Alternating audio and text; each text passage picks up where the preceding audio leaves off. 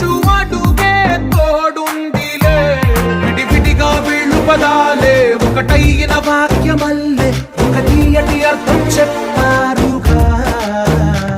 విడివిడిగా వీళ్ళు స్వరాలే కలగలిపిన రాగమల్లే ఒక కమ్మని పాటై నిలిచా.